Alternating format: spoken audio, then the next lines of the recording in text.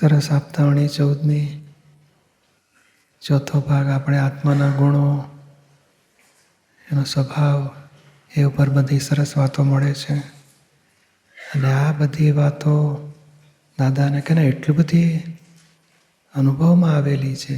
જે જ્ઞાન પ્રગટ થયું ત્યારથી તે નિરંતર એમાં પોતે વર્તે છે અને હજારો રીતે એ ગુણોને ખુલ્લા કરી શકે છે. કેટલી રીતે મૂળ વસ્તુ સુધી પહોંચવાનું છે. કારણ મૂળ વસ્તુ સિદ્ધિ અનુભવમાં આવે એવી નથી, પણ આ દ્રષ્ટાંતો, દાખલાઓ, જુદા જુદા પ્રસંગો દાદા એક્સપ્લેન કરતા જાય છે. આપણે આમાં નોંધ લેતા જઈશું અને દાખલા ઉપરથી આ વધે ઘટે ગુરુ લઘુ કહેવાય, આ અગુરુ લઘુ કહેવાય, એ ગેડ બેસાડતા જઈશું. સરસ સ્ટડીમાં લઈએ અને છેવટે જ્યારે મૂળ આત્મા આપણને અનુભવમાં આવશે ત્યારે બધાય ગુણધર્મ સહિત, પછી એકે જુદું નહીં હોય કે આ જુદું ને આ જુદું, બધાય સહિત પોતાનું સ્વરૂપ અનુભવમાં આવશે. અને એ આપણો ધ્યેય છે. આ જીવનનો વ્યવહાર તો વ્યવસ્થિતને તાબે ગયો, એક એક ફાઇલોના સંભાવે નિકાલ કરતા જઈશું અને આ બાજુ પોતાના સ્વરૂપને અનુભવવું છે. એ અનુભવવાનો રસ્તો આપણને આરાધનાથી એ રસ્તો ખુલ્લો થશે આપણો. સરસ સ્ટડી કરીએ, વાંચીએ આગળ. જો તમને મનમાં બહુ વિચાર આવતા હોય ને ખૂબ જ, અને મન ગૂંચાયા કરતું હોય, હતાશ કરી નાખે, ડિપ્રેસ કરી નાખે, ઊંચા નીચા પરિણામો લાવે તેવા પરમાણુઓ, ત્યારે હું અગુરુ લઘુ સ્વભાવવાળો એવા મહી જાપ ચાલુ કર્યા અને એક એક ગૂંઠાણું કરો તો મહી પાર વગરનું સુખ વર્તે ને મહી સમતુલા આવી ગઈ. આપણે ડિપ્રેશન વખતે 12મીમાં ઓલું હું અનંત શક્તિવાળો છું, 1 કલાક બોલો તો એ બધું ડિપ્રેશન જતું રહેશે, એવી બી વાત છે ને. બરાબર છે. આ પરિણામ ગુરુ લઘુ સ્વભાવના છે, હું અગુરુ લઘુ સ્વભાવવાળો વિતરાગ છું, તો એ સ્થિર પરિણામ ઉત્પન્ન થશે. તો આમ બેથી રિઝલ્ટ તો મળે જ છે, પણ એમાં કંઈ એવું કયું વધારે વાપરો કે એવું કશું નહીં. આ કેન્ટિલીવર હોય છે ને, નહીં પેલું આપણે શું કહેવાય, સ્વિમિંગ પુલ હોય ને, તો પાટિયું હોય આમ 7 ફૂટ લાંબો, અને પાટિયાને અહીંયા પીવોટ હોય બાંધેલો હોય, અને જેમ અહીંયા આવે ને તો કેટલું હલે, વધારે અને પાછો ફરે તો ઓછું. હવે જે વાક્ય બોલો ને એ તમને પાછા ફરો છો. અને આ પ્રકૃતિના પરિણામ ઊભા થાય છે કે મારી જોબ ગઈ, હવે હું એકલો પડી ગયો, મને બીજી કોઈ જોબ મળતી નથી, મારું શું થશે, પૈસા તો આવતા નથી, ઘરના લોકો શું કહેશે. એ જેટલું એ આ બાજુ જાય છે પ્રકૃતિ તરફ, એ ચંચળ થતો જાય, પછી ભોગવટો, ડિપ્રેશન, એન્ઝાયટી બધું થતું જ જાય, સ્ટ્રેસ, ટેન્શન. અને આ અગુરુ લઘુ સ્વભાવ એટલે પાછો ફરે છે. પીવોટ પર આવી ગયો ને પછી પાટિયું ગમે તેટલું હલે ને પોતાને કશું ના થાય. અને હજુ અંદર જતો રહ્યો ને પીવોટથી પણ આ બાજુ, એટલે એ પાટિયું ઓપનમાં હોય, નીચે પાણી દેખાય એટલે ગભરામણ થાય. અને પછી જમીન પર આવી ગયો, અરે પેલી ફ્લોર પર આવી ગયો, પછી સેફ સાઈડ, ના હવે વાંધો નહીં. એવું પોતાના ઘરમાં આવી ગયો ને, હું અગુરુ લઘુ સ્વભાવવાળો છું, હું અનંત શક્તિવાળો છું, એટલે સ્થિર થઈ ગયો. પછી એને કશું નહીં થાય. એટલે આપણે આ લાવવા માગીએ કે તમે અહીંયા છો અને આખું એટલું બધું ધ્રુજે છે, એટલું બધું ધ્રુજે છે, તો પાછા ફરો.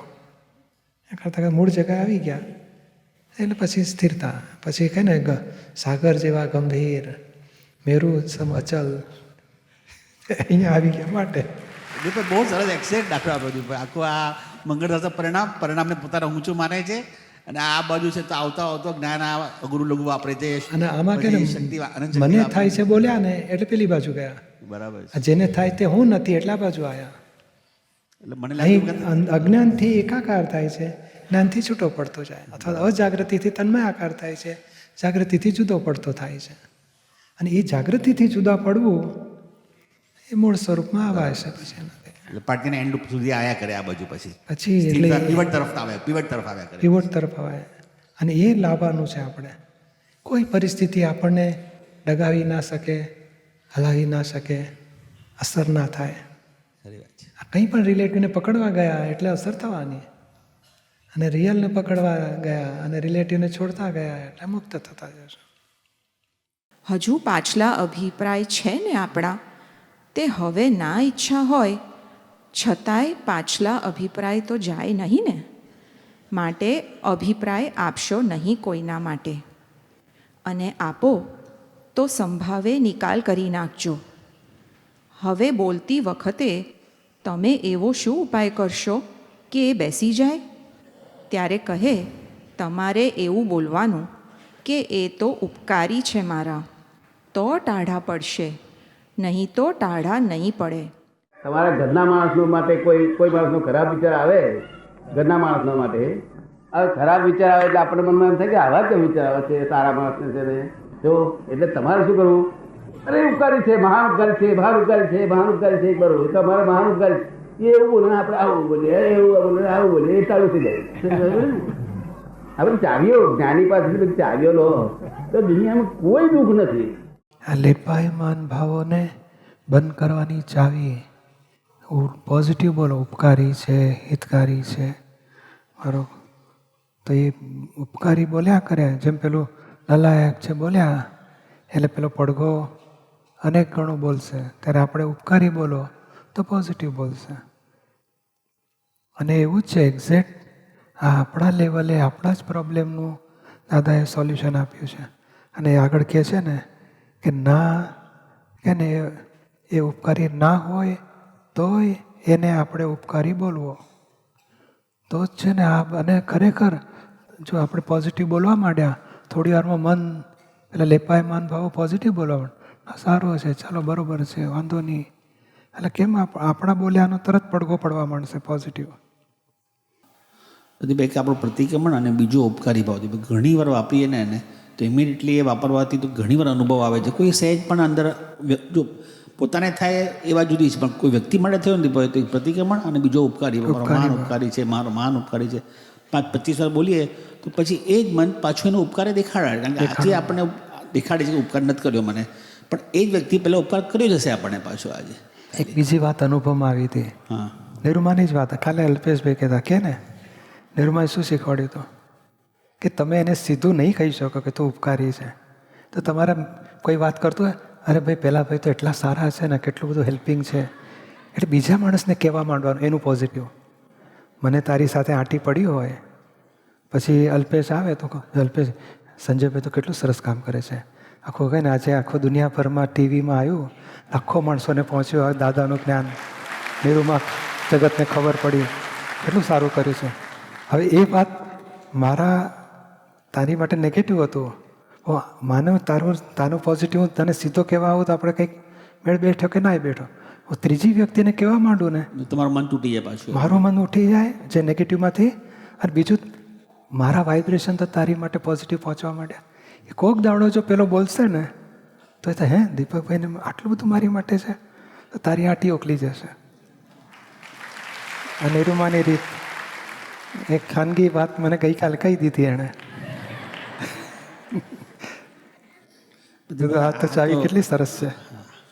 એટલે કેવું છે થોડું ઘણું આમ આપણે શું થાય છે, કોઈ નેગેટિવ આવે ને, હા પેલા સંજયભાઈ પોતાનું ધાર્યું જ કરતા છે, આપણે તો કોઈ સાંભળતા જ નહીં, એટલે પેલું હું એનું નેગેટિવ તારું ડબલ નેગેટિવ એને પહોંચાડો, અને એ પછી મીઠું મરચું ધાણા જીરું હળદર મરી નાખી અને પછી બીજાને આપે. કોને આપે? પારસ તમારો છે ને સંજયભાઈ આવો. એ એમ કરતાં કરતાં નેગેટિવનો ઈંટો મુકાતી જાય ને દિવાલ ભેદ વધતો જાય. પણ આ રીત આ છે કે કોઈ પણ આવ્યું એની સાથે પોઝિટિવ બોલો, એનું ત્રીજી વ્યક્તિ આવે એની સાથે પોઝિટિવ બોલો, ચોથી વ્યક્તિ આવે એની સાથે પહેલાંનું પોઝિટિવ બોલો. પહેલાં તો આપણા મનમાં એની માટે પોઝિટિવ બોલવાથી કેટલું બધું પડી જશે આપણો, અને આ વાઇબ્રેશન પહોંચ્યા વગર રહેવાના જ નથી. અને લોકોને તો આવું કંઈક મસાલો મળ્યો ને એટલે જલ્દી તૈયાર હોય, જલ્દી ક્યારે કહી દઉં, કારણ અંદર ખદબદ થતું હોય, કયા વગર રહે ને. પણ પોઝિટિવ બોલ્યા, જો પોઝિટિવ કહેવાશે પછી કંઈ આંટી ઉકલવાની જ છે. ખીલવી આપે પોઝિટિવિટી, ત્યારથી આનંદ રહે છે રે. ઊંધામાં સવડું શોધું છું, દુઃખ મને નાડતું રે. દ્રષ્ટિ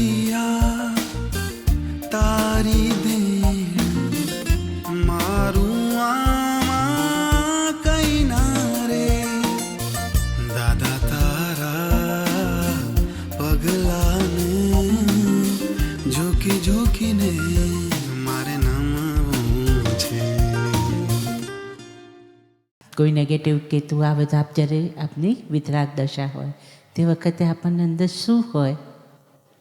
ગમે એની અંદર એકબીજાને દુઃખ આપે, એકબીજાની ભૂલો કાઢે, એકબીજાનું નેગેટિવ બોલે, ગમે એને અંદર સહને ના થાય. પછી છેવટે પ્રાર્થના કરીને મૌન રહેવું પડે. પણ એ ખબર પડી જાય કે છે ને કે તમને ગમ્યું નથી એવી ખબર પડી જાય લોકોને. એ તો ખબર પડી જાય. રાજી નથી. મને ગમે શું? જ્ઞાનવાન થાવ. અજ્ઞાનવાન તો છીએ જ આપણે. જ્ઞાનમાં આગળ વધો કે આ હું તપાસ કરું, એક પણ જ્ઞાનની ચાવી વાપરી છે? અરે રે, એક પણ જ્ઞાનની ચાવી વાપરી નથી. પછી શું થાય? મૌન રહેવાનું. પછી વખત આપે ત્યારે કહું છું, આ પકડવા જેવું હતું જ્ઞાન, આ પકડો તો આ તોફાન બુદ્ધિના શાંત થશે. એટલે એકચ્યુઅલી કેવું થાય પૂછે છે કે આપ એટલા પોતાના હો લાગો ને તો તમને કીધા વગર એવું થાય કે હું તમને ન કહું તો હું કોને કહું, એવું એક ફિલિંગ આવે. અને આ જ વસ્તુ એને આધીનતા કહેવાય છે. અને એ જ આધીનતાથી કૃપા ઉતરે અને પેલા કચરા ખલાસ થાય. એટલું જ ભેદ મટવું, આટલી જ આધીનતા રહેવી જોઈએ. ગમે તેમ કરીને મારા છે, મારે એમને કહી દેવું છે. ભલે તોફાન બહાર કર્યા પણ કહી ગયા ને એટલે તમે જવાબદારીમાંથી મુક્ત થયા. અમારું બધું હોય તમને ફરી જોખમદારી ના આવે એવું. એટલે કહી જાઓ. આ તો અમારી પાસે પછી પહેલાં 3 જણા ફરિયાદ કરતા હોય, આ બેન આવું કરતા હતા. મેં કીધું આ તમે કોઈ ફરિયાદ આ કરવા આવે એની પહેલાં તમે કહી દો ને, એ તમે સિન્સિયર રહ્યા કેવો, આધીન રહ્યા કેવો. અને એ જ પ્રકૃતિનો પક્ષ તૂટે છે, આ દોષ ખલાસ થાય છે. એટલે આ મોટી આ બધાએ આ શીખવા જેવું છે. આધીનતા અમે આને કહીએ છીએ કે બીજા પાસેથી મને ખબર પડતા પહેલાં જ તમે મને કહી ગયા કે આની સાથે મેં આવો ફટાકડો ફોડ્યો હતો વગર દિવાળીએ, અને આની સાથે તો હોળી સળગાવી આખી ઘરના લાકડા બાળીને. સારું ખુરશી ટેબલ પર બેસવાનું એને જ મેં બાળી નાખ્યું કે છે. કહી ગયા ને એટલે પછી મળી જાય રક્ષણ. આવી રીતના કોઈ નેગેટિવ કરતી આવીએ તો પૂછે છે આપને તપ આવે? આવે જ ને વળે. એટલે મોટું તપ જ આવે, બીજા બધા કોઈ તપ જ નથી. હા, એટલે આ તપ એટલે બીજું તપ ના હોય, પણ એમ થાય કે આ કેટલી મોટી પ્રગતિનું અંતરાયનું કારણ બની જશે આ. અને કેટલું કશું જ નથી બોલો. આ કોઈ રિલેટિવની વેલ્યુ મૂકવા જેવી નથી, અને કોઈને રિલેટિવની વેલ્યુ છે નહીં. માટે એને કહે ને કે એને મૂકો પણ થાય ભૂલચૂક માણસથી, આપણે પાછું મૂકો, બીજી વખત ના થવી જાગૃતિ રાખીશું. આપણી અભેદતા પ્રેમ તૂટવો ના જોઈએ કે આના આધારે આ કોઈ પણ રિલેટિવના આધારે વ્યક્તિ જોડે ભેદ પાડવો, વ્યક્તિ જોડે જુદાઈ કરવી એ ના હોવું જોઈએ. કે આની વેલ્યુ જ નથી, કોઈને નથી હોતી. ના નિર્માણ જ કહેતા લાખો રૂપિયા કરતાં વ્યક્તિની કિંમત મોટી છે. ચીજ વસ્તુ કરતાં વ્યક્તિની કિંમત મોટી. અમારે એ જ વ્યક્તિની કિંમત હોય. અને વ્યક્તિમાં અમે જ્ઞાનની પ્રગતિ કરો તો એટલું બધું આનંદ થાય કે તમને આવું સરસ વિજ્ઞાન મળ્યું છે. આ કચરાને કાઢીને તમે જ્ઞાનમાં આગળ વધો. જય સચિદાનંદ. જય સચિદાનંદ પૂજ્યશ્રી. બોલો. હવે સેલ્ફ નેગેટિવિટી ફાઇલ 1માં ક્યારેક ઊભી થાય છે. એટલે ખાસ તો બીજાની જ્ઞાનની પ્રગતિ જોઈએ ને એટલે ચાલુ થઈ જાય, ખાસ તો ઘરની વ્યક્તિમાં. ના પણ બહારના દુનિયાના લોકો સામે તમારી પ્રગતિ છે કે નથી એના પ્રમાણમાં તો છે જ. બસ તો એ જોવાનું. દાદા કે હું શું કરતો, જરા પટેલને થાય ને કે આપણે આ ઘરમાં હું એને હાવ ઝૂંપડા ને 1 બેડરૂમ ને એવી જગ્યા એવા મિત્રને ત્યાં મળવા લઈ જાઉં, બધે જોઈને પછી લઈ આવું. જો પટેલ તમને કેવું સરસ મળ્યું છે, પટેલ ખુશ થઈ જાય. તો તમારા પટેલને ખુશ કરાય ને તમારે. એટલે પણ પૂજ્યશ્રી ક્યારે થાય એવું, જ્યારે જસ્ટ યાદ આવે ને પહેલાં થોડું વધારે સફોકેશન થતું, અને હવે કેવું થાય છે કે હું સાચા રસ્તે તો પુરુષાર્થ કરું છું કે નહીં, ના અહીં તમે આયા કે નહીં, અહીંયા આયા ને એટલે સાચે રસ્તે છો. અહીંયા એટલે પહોંચી શકશો એની ગેરંટી. હવે શું વધારે જોઈએ તમારે? એટલે ના, મને ઘરની આવું- વ્યક્તિઓ કે તો જ ગેરંટી કહેવાય ને અમે કહીએ ગેરંટી ના કહેવાય એવું ના માન- એવું નથી તો પછી પૂજ્યશ્રી, શું? તમે કહો એ તો 100% પછી શું કામ આપણે દુઃખી થઈએ? એટલી મોટું આખી દુનિયાને ના મળે એ મળ્યું છે, એ મળ્યા પછી કોકનું જોઈને દુઃખી થઈએ પાછા, અને એ આપણું જોઈને દુઃખી થતા કે હું રહી ગઈને આગળ વધી ગયા. એટલે આ મને બધું એવી એક્ઝેક્ટ સમજણ આપો. આ બુદ્ધિનો ડખો છે.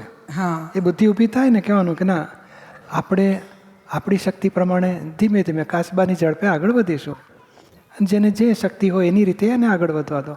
આપણે તો પ્રાર્થના છે બધા ખૂબ આગળ વધે, જ્ઞાનમાં ખૂબ આગળ વધે અને સરસ કે મોક્ષની પ્રગતિ માંડે, એવી પ્રાર્થના કરીને છોડી દેવાનું કે એની કરતાં હું આગળ ને એ મારા કરતાં પાછળ ને એની કરતાં હું પાછળ ને મારા, એ ડખામાં પડવું જ નહીં. પ્રાર્થના કરીને બધા આગળ વધો. દાદા કે અમે તો એ પ્રાર્થના કરતા હતા કે મારા કરતાં બધા સવાયા થાવ, તો કુદરતે મને સવાયો કરી નાખ્યો. પૂજ્યશ્રી એવી સમજણ અંદર કાયમ ફિટ રહે. હા, એ તમને આપી છે. હવે તમારે કાઢી મૂકવી હોય તો કાઢી મૂકજો, નહીં કાઢીએ તો રાખવી હોય તો રાખજો. ઓકે. અમને આત્મા અનુભવ નિરંતર રહે ને અવસ્થામાં અમે નિર્લેપ રહીએ. હવે અનુભવ દશાવાળો કોને કહેવાય છે? એ પોતાપણું ખલાસ થયું એટલા અંશે અનુભવ પ્રગટ થયો. પોતાપણું સર્વાંશે જાય, સર્વાંશે અનુભવ થયો.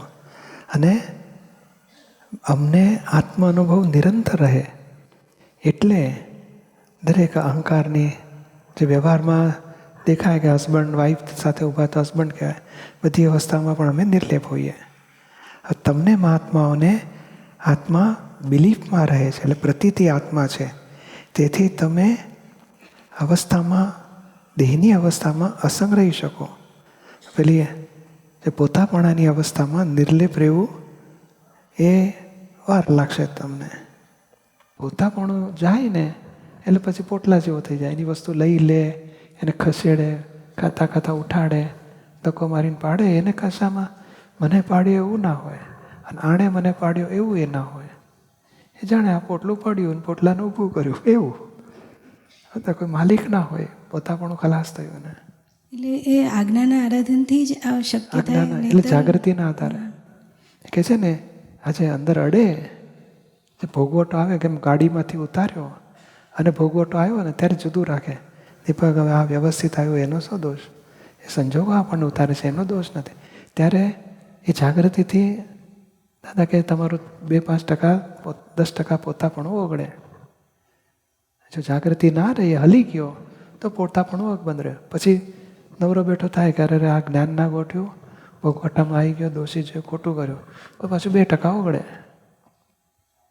પેલા પોતાપણું મહાત્માઓને એ નિર્લેપ નથી રહેવા દેતો. આ જ્ઞાન એવું છે કે કોઈ પણ સંયોગો ઊભા થાય તો પણ કોઈ પણ સંયોગો તમોને અડે તો શું, પણ સ્પર્શ સરખોય ન થાય. સર્વ સમાધાનકારી આ જ્ઞાન છે. કેટલું મોટું જવાબદારી કે ભાઈ તમને સંસારી બધા જ કાર્યો થાય છતાંય પોતે અસંગ, અને સંસારી અવસ્થાઓ કહેવાય. હું બાપ છું, પતિ છું, છોકરો છું, એન્જિનિયર, અને એ વકીલ છું, વકીલાત બધી કરે, રીડિંગ કરે, જીતે કેસ, હારે કેસ, છતાંય પોતે નિર્લેપ રહી શકે. એટલે આ કેટલું મોટું જબરજસ્ત દાદાનું મૂળ વસ્તુ એમણે અનુભવી છે કે છે ને, અમે કેવળ જ્ઞાન સ્વરૂપી આત્મા અનુભવ્યો છે, જાણ્યો છે, જોયો છે, અનુભવ્યો છે. અને એ જ વિતરાગોએ પણ અનુભવેલો, અને એ જ વસ્તુ આપણને આપે છે. અને એના આધારે કે છે ને, તમામ સંગી ક્રિયાઓમાં અસંગ છો, ગમે તેવા બને તમામ લેપાયમાન ભાવમાં નિર્લેપ છો. એટલી મોટી કહે ને કે આ કળિયુગમાં અને આવા કોમ્પ્લેક્સ અને કોમ્પ્રેસ કર્મોના ભેળામાં આપણને આ મુક્તતા પ્રાપ્ત કરાવી શકે. એટલે આજે જ પેલું વાક્ય વાંચ્યું ને, પરાક્રમ ભાવ એટલે શું કે છે?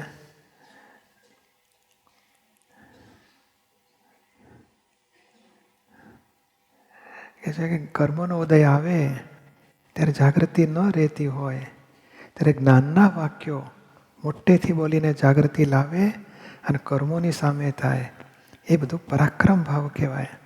સ્વર વીર્યને સ્ફુરાયમાન કરવું એ પરાક્રમ. પ્રકરણ આગળ કોઈની તાકાત નથી.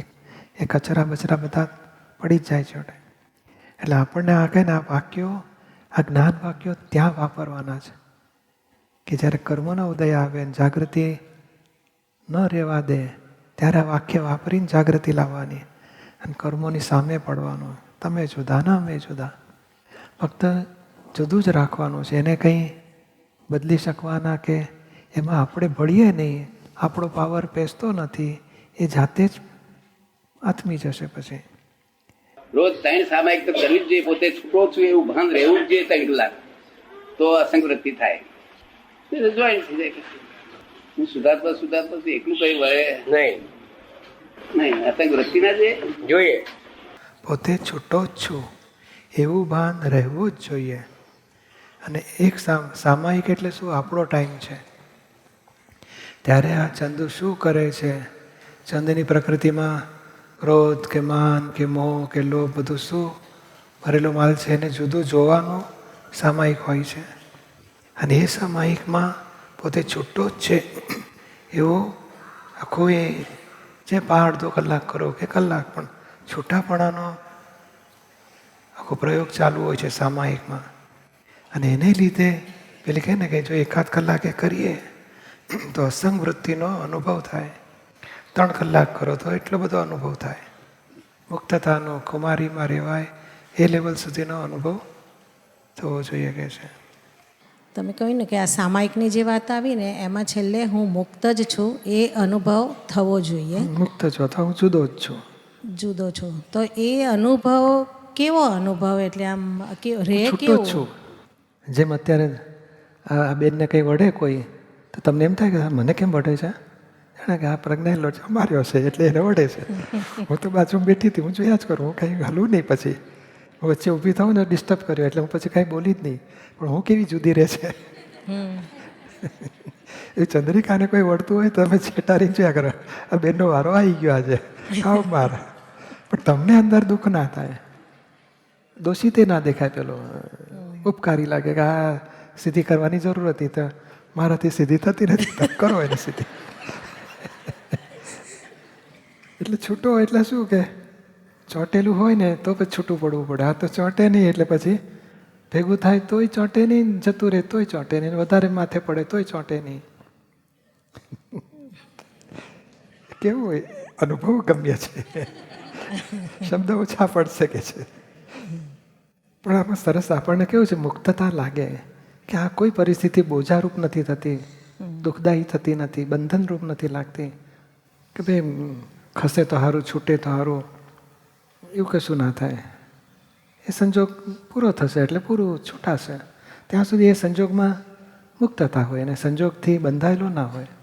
સંજોગ દુઃખદાયી ના થાય, સંજોગ જોડે એકતા ના હોય, એટલે મુક્તતા લાગે ને. અત્યારે અહીંયા જે સત્સંગમાં બધા બેઠા છે એનો ઉપયોગ આમ જોયો કે વાણીમાં વર્તન બધું અત્યારે દાદામાં જ છે, એને અસંગ વૃત્તિ કહી શકાય? હા, એટલો ટાઈમ રહે પછી થાય ને કે આ રિસેસ પડે એટલે થોડી ચા પી આવું, થોડો મુખવાસ પાકો મારું. આપતો પુત્ર પૂછે છે ને એમાં કંઈ ગ્રાસ્પિંગ નથી થતું એટલે થોડી 2 કપ ચા પીવી પડશે તો જરા બરાબર.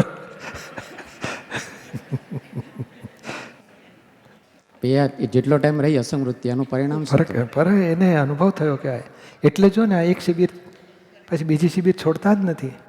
કેમ છે? સ્વાદ એ આવી ગયો, કહું આવો સ્વાદ આ છોડાય નહીં, ગમે તે થાય પહોંચી જ જવું છે. અને એ આત્માનો સ્વાદ આવે છે, આત્માના સુખનો. સાચું સુખ આત્મામાં છે અને આત્માના ઘર ભણી જઈએ છીએ ત્યારથી જ જાહો જલાલી વૈભવવાળું સુખ છે. બહાર રિલેટિવ સુખની વેલ્યુ ખલાસ થતી જાય, મોહ છૂટતા જાય ને આત્માની પ્રશસ્ત મોહ વધતો જાય, પ્રશસ્ત રાગ વધતો જાય. આત્મા સિવાય આત્માની જ વાતમાં આગળ વધવું છે, અનુભવમાં આગળ વધવું છે, એવું નિશ્ચય પાક્કો થતો જાય. આજે ને આ જર્મનીથી 150 જણા દોડીને ખર્ચા કરીને આવ્યા. ભાષામાં ઓછી સમજાય તોય તો સ્વાદ આવે છે કે ને આ ઊંચામાં ઊંચી વસ્તુ છે. અને એ જે પદ લખ્યું હતું ને તો વાંચીએ તો એમ લાગે કે આ કેટલી બધી ઝીણી ઓળખાણ પડી દાદા ભગવાનની એ લોકોને. ઇંગ્લિશમાં પદ ગાતા હતા, મારી પાસે કાગળ આવ્યું, આ તો કેવી સરસ ભક્તિ દાદાની થઈ. એટલે આ ઓળખાણ પડી એમને, આવી સરસ જ્ઞાની, આવા જ્ઞાન. જય સચ્ચિદાનંદ પૂજ્યશ્રી. દાદાનું આ પારાયણ સાંભળીએ કે ટ્રાન્સલેશન કરતા હોય ત્યારે એટલો બધો ઘણી ફેરે અહોભાવ આવી જાય જ્ઞાન તરફ કે જ્ઞાની પ્રત્યે પણ, અને એવું લાગે કે અંદર કાંઈ જ્યારે અહોભાવ ઉત્પન્ન થાય ત્યારે જાણે બધું અંદરથી ધોવાતું હોય, શુદ્ધિકરણ થતું હોય એવું લાગે કરે, એવું ફિલિંગ આવે. તો પછી આ અસંગની બાબતમાં આ વખતે અસંગતાનું અવેરનેસ કેળવવી જોઈએ કે કયું ઇમ્પોર્ટન્ટ છે કે આ અહીં નહીં કરવાની, શું પૂછ્યું? અહીં નહીં અસંગ રાખવાનો, અહોભાવમાં તો ગુણાકાર કરવાના. તો એ પ્રશસ્ત રાગ કહેવાય છે. જેનાથી છૂટવું છે ત્યાં અસંગ રહેવાનું, અને જેમાં આપણે આગળ વધવું છે એમાં આપણે તન્મય આકાર. હજુ અહોભાવ થાય દાદા માટે, એ તન્મય આકાર થઈને એનો વાંધો નહીં, એટલે જરાય ખોટ નહીં જાય. અને જ્યારે આવા ફિલિંગ્સ આવે ને ત્યારે હૃદય ભરાઈ ઉઠે, ઘણી ફેરે ટીયર્સ પણ ફ્લો કરવા માંડે. આમ તો આપણે એવું કહીએ છીએ કે જ્યારે રડવું આવે ત્યારે પણ અંદર ઘણા જીવો મરી જાય છે. ના ના, એ નથી મરતા. એ હસો તોય મરી જાય. ખબર રડવાનું તો કોની પાછળ? આ લોકો પોતાના દુઃખ માટે રડે છે, પોતાનો લાભ ના મળ્યો એટલું રડે છે. આ તો પરમાત્માની ભક્તિ માટે અહોભાવ છે, એના આનંદના અશ્રુ છે, ભક્તિના અશ્રુ છે. તો ઉત્તમ કહેવાય. આ કેટલોય સંસારનો મોહ ઓગાડીને ભસ્મીભૂત કરી નાખે. આના કીધું એવા કંઈક કાળ આવી જાય કે લાખો વર્ષો દેવગતિ બની જાય, કાં તો મહાવિદ્ય ક્ષેત્રે જન્મ થાય, એવું આ ઉદય, આવું અહોભાવમાં એવું બીજ પડી જાય, મોક્ષની લિંક પૂરી થાય. એટલે જરાય ખોટ નથી આમાં. તો આ તો અહોભાવ જ થવો જોઈએ અહીંયા તો, અને બધાને એ જ થઈ રહ્યું છે. એને કશું પ્રતિક્રમણ નહીં કરવાનું, ભાગાકાર નહીં કરવાના, ઉલટાના આવું કાયમ હોવો જોઈએ એમ કરીને ગુણાકાર કરવાના. એ રડવાનું પૂજ્યશ્રી ક્યારે આવે કે નિરૂમાએ ને દાદાએ ને આ પણ કેટલું બધું વેઠીને અમારા ઉપર કેટલી બધી કૃપા અને કરુણા છે, એટલે અમારી માટે જ્ઞાની શું આપે છે એના ઉપર બહુ ઓલું સોફ્ટ, હૃદય સોફ્ટ થઈ જાય. ઓકે, જય સચિદ. બરાબર છે. Pujashri, it really feels like a brain surgery. Every time we are in the presence of the Gnani Purush, every time we open Dada's book, every time we do Samayik, it feels that there's some restructuring that is happening, and we're deeply, deeply grateful. બ્રેનની નહીં. Brain એટલે શું? Egoism, intellect અને એ ઇગ્નોરન્સની surgery થઈ જાય છે. જય સચ્ચિદાનંદ. એ આટલા બધા બેઠા છે અને બધાને અલગ અલગ અલગ સમજાય છે. હવે સંજ્ઞા તો સમજો કે આપ સમજાવો તો આપની જે અંદર સંજ્ઞા ઊભી થાય તે તો ઠેઠ કેટલી હાઇટ સુધીની તમને આમ ક્લિયરિટી હોય, અને આ બધું અલગ અલગ સમજાય તો એમાં કયું વિજ્ઞાન કામ કરે છે? અલગ અલગ સમજાય ખરું, પણ છેવટે ટ્રેક એક જ હોય. હા, એ વેટું કેવળ જ્ઞાન. બરાબર. ટૂંકમાં પ્રતિથી બધાને સરખી એ જ્ઞાનનો અનુભવના અંશ વધઘટવાળા, એટલે જાગૃતિ વધઘટવાળી ને અનુભવના અંશ વધઘટવાળા. એટલે એને એ જ દાદાને, તે જેમ દાદા કહે ને, અહીંથી મુંબઈ જવા નીકળ્યો, આમાં આ મુંબઈ ગયો, દાદા હજુ તો એ અહીં ગાંધીનગર ટ્રેનમાં બેઠો નથી ને હજુ તો અડધે જ ભાઈ મુંબઈ ગયો જ કહેવાય. હવે કેટલાક વાપી આવ્યો તોય મુંબઈ ગયો કહેવાય, કેટલાકને વડોદરા આવ્યો તોય મુંબઈ ગયો કહેવાય. એટલે આ મહાત્માઓની આ છે. કેટલાક ગાંધીનગર સ્ટેશન પહોંચ્યા છે, કેટલાક અમદાવાદ સ્ટેશન, કેટલાક મણિનગર, કેટલાક વલસાડ, અરવા, વડોદરા, બધા મુંબઈ પહોંચ્યા છે. એ અપેક્ષા દાદાની વાણી નીકળ્યા કરે છે. અમને ખાતરી છે કે આ મુંબઈ જવાનો જ. એટલે કેવળ જ્ઞાન અથવા તો સ્પષ્ટ અનુભવમાં પહોંચવાનું, કેવળ જ્ઞાન થવાનું અને નિર્વાણી થવાનું. અસ્પષ્ટ વેદન થયું છે, માટે હવે આ ત્રણેય સ્ટેશન એના આવવાના છે. અને એ અપેક્ષા કે ને આને હું કરતા જ નથી, એને નિજ પરિણતિ જ કહેવાય. એટલે દાદા તો કે ભાઈ 1000 વખત રહે છે કે એક વખત રહી તો થયો તારું કલ્યાણ. આવતીકાલે 2 થશે, પછી મહિના પછી 25 વખત થશે, 100 વખત થશે, 500 વખત થશે, આ છેટે પૂરું થશે જ. એટલે એ અપેક્ષાએ આ બધું દાદાનું એને કે આવતીકાલે પહોંચવાનો જ છે, એ આજે નીકળી ગયો અહીંથી, માટે પહોંચવાનો, એવી અપેક્ષાએ વાત છે. આપ સમજાવ્યું મુજબ સંજ્ઞાની જે વાત આવે છે એમાં હું આ નથી ને હું કરતો નથી, એ તો કોમન, એ બધાને કોમન, એ તો થઈ જ જાય છે. નહીં, આ ફાઇલ 1 છે કે છે, આ મારી ફાઇલ 2 સુધરતી નથી હજુ, બધું કે ફાઇલ 2 તો બોલતા આવડે છે ને, મારી ફાઇલ 3 મારી સામું થાય છે, હું સંભાવે નિકાલ કરું. આ બોલો કેવું મોટું જ્ઞાન કહેવાય. નહીં તો રાગ સૌથી મોટું અનુભવ તો ક્યાં દેખાય છે? ઘરમાં મૃત્યુ થાય ને, સમાધિ, જનારની સમાધિ, અને આજુબાજુવાળાને દુઃખ નથી, શોક નથી, વેદના નથી, ભોગવટો નથી. અને એ છે ઊંચામાં જે સૌથી મોટું દુઃખ હોય, એ દુઃખમાં જે આર્ત ધ્યાન નથી થતા, રૌદ્ર ધ્યાન નથી થતા, ક્ષમતા રહે છે, એ મોટા મોટું એને પરિણામ જ્ઞાનનું પ્રાપ્ત થયું કહેવાય. એટલે આ તો ઘરની વ્યક્તિ મૃત્યુ પામે છે, પણ અહીંયા કંઈક અહંકારનું મૃત્યુ થાય, બે ગાળો પાડે ત્યારે તોય સમાધિ રહે, કે લોભનું મૃત્યુ થાય તોય સમાધિ રહે. ગઈ કે છે 10 લાખ ગયા કે છે, 5 કરોડ ગયા કે છે, ગયા કે અરે આપણને કે શું થયું? ના ના ખંખેર્યું એટલે પછી ધૂળ ઉડી ગઈ કે છે, એવું બોલતા હોય. એટલે આ બધું બહુ મોટું જ્ઞાન અંદર ક્રિયાકારી થઈ ગયું છે બધાને, અને ઓર વધશે. જો આ તો શું છે કે સમજાવવામાં કે પૂછવામાં આવે તો જવાબ આપતા ના આવડે તો કે આ બરાબર નથી એવું કે લોકો, અથવા તો ઘરના લોકો ભૂલ કાઢે હજુ સુધર્યા નથી કે છે. ખરેખર તો જબરજસ્ત અંદર ક્રિયાકારી વિજ્ઞાન કામ કરી જ રહ્યું છે. જ્ઞાનીની કૃપા વિનયાવા અનુભવ વિરલ થાય નહીં. ઓળખી લેવા તરણ તારણ અમૃત મોક્ષ જ પાય મહી.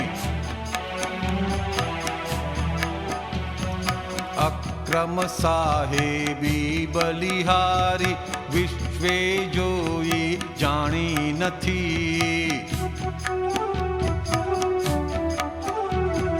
ખાતા પીતા બેસી ઉઠતા સહેજે સમાધિ જ ખસતી નથી. જ્યારે તને ભીડમાં એકાંત લાગશે ત્યારે ઉકેલ આવશે, એમ ભગવાન કહે છે. નહીં, આજે એક સૂત્ર આવ્યું હતું ને, એ વાત કર કે પરવસતા જેલમાં જવું એ શું હતું? જેલમાં જવું એ પરવસતા નથી, ઘરમાં જેલ લાગે ને એ સાચી પરવસતા. દાદાનું સૂત્ર. મોક્ષનો લાયક થયો કેવા શકે છે, ત્યારે પછી છૂટવાની ભાવના એની ચાલુ થશે કે અહીંયા એને પરવસતા જેવું લાગે. ઘરમાં જેલ કેવી રીતના લાગે એમ? અરે તું પરણ્યો નથી એટલે શી ખબર પડે તને?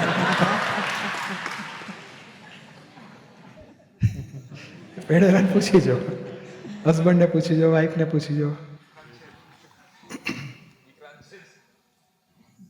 આખી કહે ને કે ખરેખર આ તો જેનો મોહ ખલાસ થાય છે ને, એને ખાવાનું, સંડાસ જવાનું, નાહવાનું, કપડાં પહેરવાનું બધા બોજો બોજો બોજો લાગે.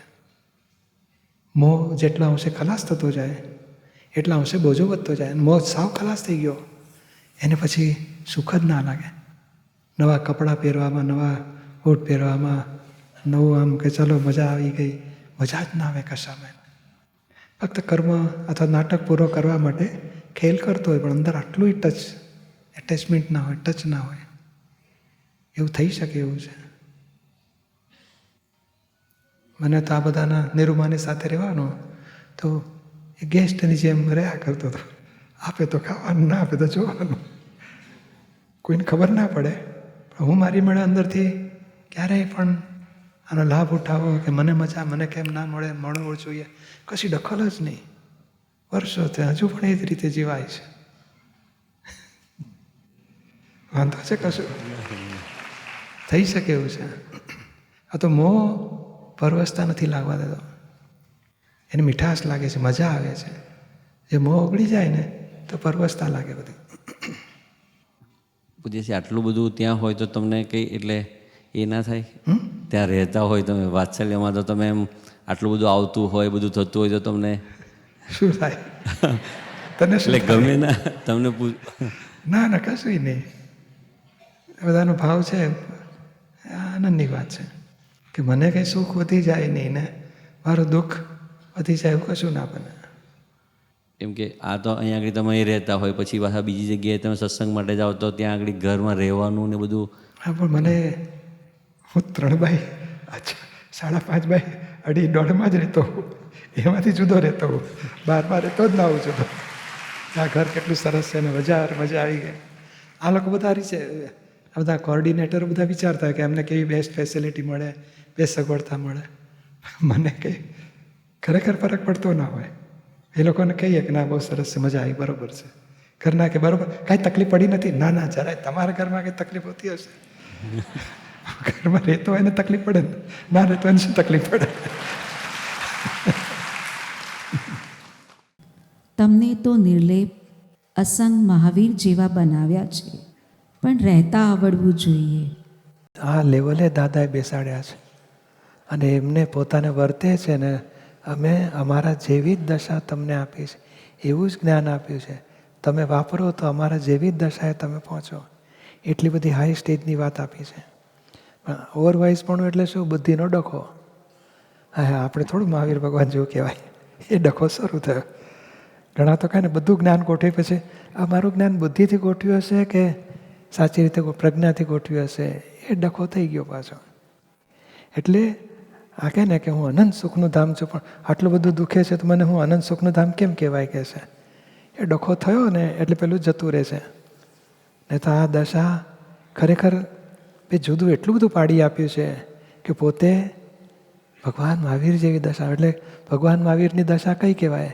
કે ક્ષણે ક્ષણે સમયે સમયે પ્રકૃતિને એક પૂતગલને જોયા કરતા હતા. એવું જ આપણને એક પૂતગલને જોવાનું દાદાએ દેખાડી દીધું છે ને રીતે આપી દીધી છે. તો એ ડખો બુદ્ધિનો જો બંધ થાય તો એ જોવા જાણવાપણું એક્ઝેક્ટ વર્તાયા કરે. અને એ દશા મહાવીર ભગવાનની જેવી સ્થિતિ કહેવાય, નિર્લેપ અસંગ ભગવાન મહાવીર જેવા.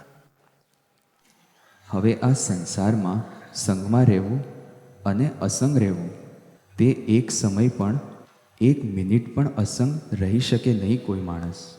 આ તમને તો મેં કાયમના અસંગ બનાવ્યા, તેથી તમને કર્મ અડતા નથી. હું તો થયો તે થયો, પણ તમને હવ બનાવ્યા. આપણી જ્ઞાનવિધિમાં છેલ્લું વાક્ય છે, હવેથી હું અસંગ છું, હવેથી હું નિર્લેપ જ છું. બોલો, એ જ્ઞાનવિધિ પૂરી થતાની સાથે આ વાક્ય દાદા બોલાવે છે અને કે હવે તમે થઈ ગયા અસંગ, નિર્લેપ થઈ ગયા. ફક્ત પ્રતીતિ 100% બેસી ગઈ છે. હવે એ જેમ જેમ પરિચયમાં આવે તેમ તેમ એને ખાતરી થતી કે કઈ રીતે હું અસંગ છું સંગી ક્રિયાઓમાં. અને જે જ્ઞાન આપ્યું છે કેટલાક માણસો એવા નીકળશે કે રહે છતાં કશું અડે નહીં એવું, કારણ કે જ્ઞાન તો પૂરેપૂરું આપેલું છે, કશું સંસાર અડે નહીં એવું આપેલું છે. પણ એ જ્ઞાનના શબ્દો હાજર રહેવા જોઈએ ને, શબ્દો ના રહેવા જોઈએ, રાખવા જોઈએ કે નહીં હાજર? તો પછી અમે એવું જ્ઞાન પૂરેપૂરું આપેલું છે, સંસારમાં રહે છતાં કશું અડે નહીં. અને એવા કેટલાય માણસો નીકળશે. તે દાડે કેટલાક બોલેલા છે, આજે તો કેટલાય નીકળે છે એવા. અને ખરેખર બધા અનુભવ કરે છે કે કશું સંસારમાં ગમે તેવી વિપરીત પરિસ્થિતિમાં એ રાગદ્વેષ થતા નથી, સંભાવે નિકાલ કરે છે. અને કોઈ તાતો નથી, હિંસક ભાવ નથી, મુક્ત જ રહે છે. કેટલું બધું જબરજસ્ત દાદા 70-80ની સાલમાં બોલેલા. આજે એવા બધા અનુભવો અનુભવી મહાત્માઓ પ્રગટ વધતા જાય છે. એટલે કાલે પેલી વાત મળી ને, પોતાની બાઉન્ડ્રી ઓળખી એમાં રહેવું, એનું નામ એબ્સોલ્યુટિઝમ. અને પોતાની બાઉન્ડ્રીમાં કેમ નથી રહી શકો? કારણ નિમિત્તને બચકા ભરવા જાય છે, કરતા જુએ છે, દોષિત જુએ છે, એટલે પોતાની બાઉન્ડ્રીમાં રહી શકતો નથી. તમને એવું આપ્યું છે પોતાની બાઉન્ડ્રીમાં નિરંતર રહી શકો. અમે જે પદને પામ્યા તે જ પદ તમને આપ્યું છે. આપણે હજુ બહાર ડખો કરવાની કટેવ છે, નિમિત્તને બચકા ભરવા. આ નિમિત્તને બચકું ભર્યું કે આજે જ્ઞાનવિધિમાં 2% જે અનુભવ થાય છે એના કારણે નિશંક થાય છે. હા, એ અનુભવલક્ષ પ્રત્યેથી બેસી ગયા, પોતે છે એની ખાતરી થઈ ગઈ, પોતે પોતાનું ભાન થઈ ગયું, એટલે નિશંક થાય છે. તો પછી જ્ઞાનવિધિ તો બધાને મળે છે, તો એ બધામાં કેમ પરિણામ નથી પામતું? તમને મળ્યા હશે એવા પરિણામ નહીં આવ્યું હોય. મને તો બધા મળ્યા છે, પરિણામ આવ્યું છે બધાને. આપણે જોઈએ ને એમ કેટલા બધા ટર્નઅપ થાય જ નહીં. અરે તમને ક્યાં ખબર પડે? અત્યારે ઘેર બેઠા જ જોતો હશે દાદાની ચરણ. હમણાં અમે ગયેલા આ વડોદરા જ બધી ઘેર ઘેર પેલું પેમ્પલેટ વેચતા હતા ને, તે 95 વર્ષના બા રોજ ચરણવિધિ વાંચવાની કે છે. એક દાડો મારી ચરણવિધિ ખોવાઈ ગઈ તો કોઈક મહાત્મા મારે ઘેર આવ્યા, બા નવી ચરણવિધિ છે, લો મારી ચરણવિધિ એક દાડો બગડ્યો નથી કે છે. એટલે 95 વર્ષે ચરણવિધિ રોજ કરતા હતા. હવે એ તમને બધી ખબર હોય થોડી. દાદાને એટલી બધી ખાતરી છે મારું જ્ઞાન આપેલું છે, મોક્ષે જશે, આપણે શું કામ શંકા કરીએ? એટલું નહીં, દાદા એમ કહે છે કે અમારા વખાણ કરે ને કે આ કોન્ટ્રાક્ટર બહુ સારા છે તો એને મોક્ષનો સિક્કો વાગવાનો. આટલો બધો દાદાની કરુણા છે અને કેટલાય ભવોથી કેટલાય કાળથી કલ્યાણની ભાવનામાં રહ્યા છે. એનું ફળ આ એમની હાજરી, એમનો શબ્દ, એમનું નામ, એમની વાત કંઈ પણ જો પકડ્યું ને એ છે અમારા પૂઠના દર્શન કર્યા હશે તોય મોક્ષે જશે. આટલી બધી બાહેદારી આપી છે હમણાં. એમની એટલી બધી ભાવના કે આ દેહને અડે ને એનું કલ્યાણ થવું જ જોઈએ. અરે જુએ એનું એ કલ્યાણ થવું જોઈએ. અમારી દ્રષ્ટિ પડે એનું એ કલ્યાણ થવું જોઈએ. નહીં પેલા જેપીની દ્રષ્ટિ પડે તો ફાંસી છૂટી જાય છે, તો કે અમારી દ્રષ્ટિ પડે તો એને કંઈ સંસાર છૂટી જવો જોઈએ, મોક્ષ થવો જ જોઈએ. એટલી બધી ભાવના એમની. એટલે આપણે પોઝિટિવ રહો ને. કોઈકને 2 વર્ષે ઉગે છે, કોઈકને 12 વર્ષે ઉગે છે. બીજ નકામું જતું નથી. આ બીજ કેટલી બધી કરુણાથી બીજ છંટાયા છે, એટલે ઉગ્યા આગળ રહેશે જ નહીં. અને હજુ તો લાખો માણસો આવશે, બધાય પામશે. બહુ ઊંચી શોધખોળ થયા, અનંત અવતારની શોધખોળ થયા. મારા પોતાના લાભને માટે જ કોલ કરી દીધા. તો લોકોને લાભદાયી થાય, બીજાને લાભદાયી થઈ ગયું દાદા. હા, બહુ લાભદાયી. હજુ હજી ઘણા લોકો પામશે. હા, ઘણા લોકો પામશે. લાખો માણસનું કલ્યાણ થશે. અંગૂઠો અડી ગયો તો કલ્યાણ થઈ જાય છે. આખો આમ તો હાથ અડી ગયો છે ને અંગૂઠે, તેથી બધા ગાય છે ને કઈ શું છે નીકળે છે, અમૃત દૂધ નીકળે છે, અમૃત નીકળે છે. જે અંગૂઠે અમૃત વરસે છે, જે અંગૂઠે અમૃત વરસે છે, તે પીને દિલડા હરખે છે, તે પીને દિલડા હરખે છે. જે પીવા દેવો તરસે છે, જે પીવા દેવો તરસે છે. સુન સખી મોરી આ દાદાને નમવાના અમને નીમ છે, આ દાદાને નમવાના